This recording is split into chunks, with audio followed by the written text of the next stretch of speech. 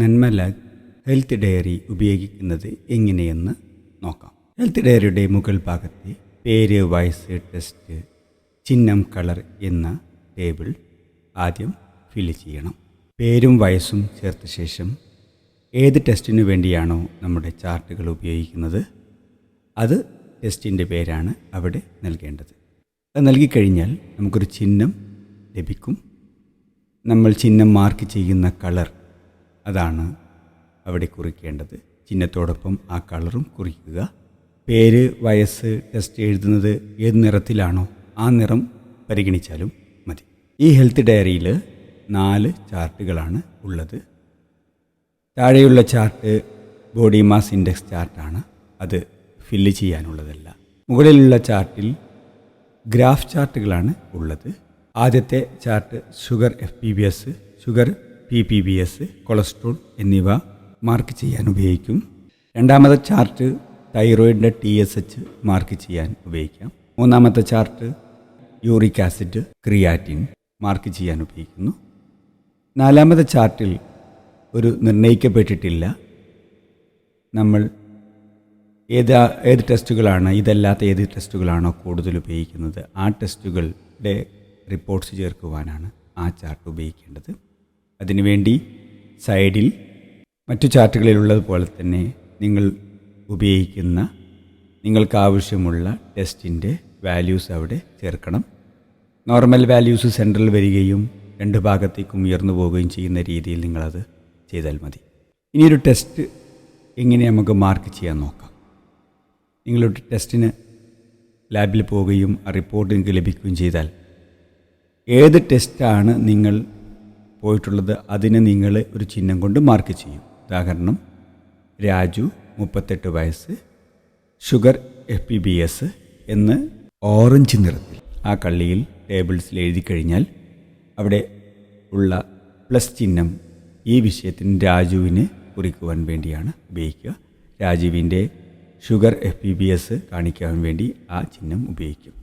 ഈ ടേബിൾസുകൾ കൂടുതൽ ആവശ്യമുണ്ടെങ്കിൽ നമ്മൾ ഏതെങ്കിലും പുസ്തകത്തിലോ പേപ്പറിലോ എഴുതി നിങ്ങൾക്ക് കൂടുതൽ പേർക്ക് ഈ ചാർട്ടിന് ഉപയോഗിക്കാവുന്നതാണ്. രാജുവിൻ്റെ ടെസ്റ്റിൽ രാജുവിന് 230 എന്ന റിസൾട്ടാണ് ലഭിച്ചതെങ്കിൽ ടെസ്റ്റ് ചെയ്ത ഡേറ്റ്, ആ ഡേറ്റ് താഴെ എഴുതുക. അതിനുശേഷം മുകളിലുള്ള കള്ളിയിൽ 230 ഏതിലാണ് വരുന്നത് അതിലാണ് ചേർക്കേണ്ടത്. ഇവിടെയുള്ളത് 220 കഴിഞ്ഞാൽ 250 ഉള്ളൂ. അപ്പോൾ 250ൻ്റെയും 220ൻ്റെ ഇടയിൽ 220ൻ്റെ കള്ളിയിലാണ് അത് ചേർക്കേണ്ടത്. 220ൻ്റെ കള്ളിയിൽ പ്ലസ് ചിഹ്നം ചേർക്കുക. അത് കഴിഞ്ഞ് പിന്നീട് നിങ്ങൾ അതേ ടെസ്റ്റ് ചെയ്യുമ്പോൾ ഒരു 15 ദിവസം, 1 മാസം കഴിയുമ്പോൾ വീണ്ടും ഷുഗർ ടെസ്റ്റിന് പോകുമ്പോൾ ആ റിപ്പോർട്ട്സ് അതേ ഡേറ്റ് ഇട്ടിട്ട് ഡേറ്റ് നൽകിക്കൊണ്ട് നിങ്ങളിതുപോലെ അത് 180 ആണെങ്കിൽ 180 85 ഒക്കെ ആണെങ്കിൽ അത് ആ കള്ളിയിൽ മാർക്ക് ചെയ്യും.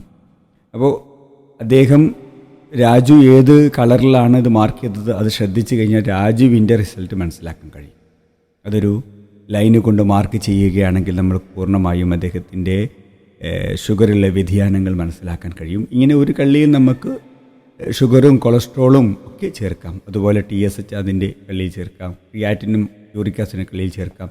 നിങ്ങളിതല്ലാത്ത ഏതെങ്കിലും പൊതുവായി ഉപയോഗിക്കണമെങ്കിൽ മറ്റൊരു കള്ളി ഉപയോഗിച്ച് അത് നിങ്ങൾക്ക് ചെയ്യാൻ പറ്റും. അതൊക്കെ നമ്മുടെ ഈ മേലിൽ കൊടുത്ത ടേബിളിൽ നമ്മൾ എഴുതി ചേർത്താൽ മതി.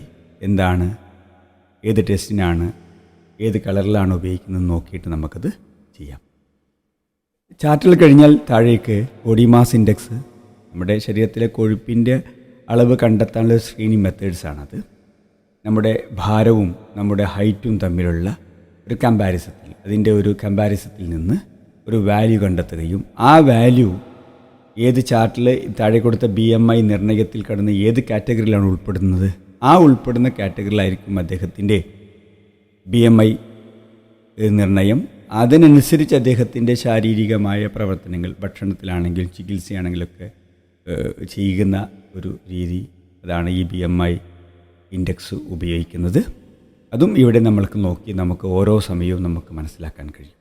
ഈ രീതിയിൽ ഈ ഡയറി, ഹെൽത്ത് ഡയറി നമ്മൾക്ക് ഉപയോഗിക്കാം.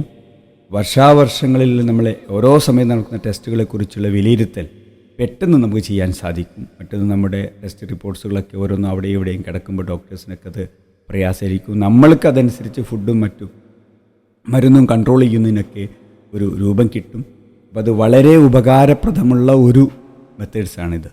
ഈ ഹെൽത്ത് ഡയറി എല്ലാവരും നന്നായിട്ട് ഉപയോഗിക്കുക. Thanks very much. ഓക്കെ.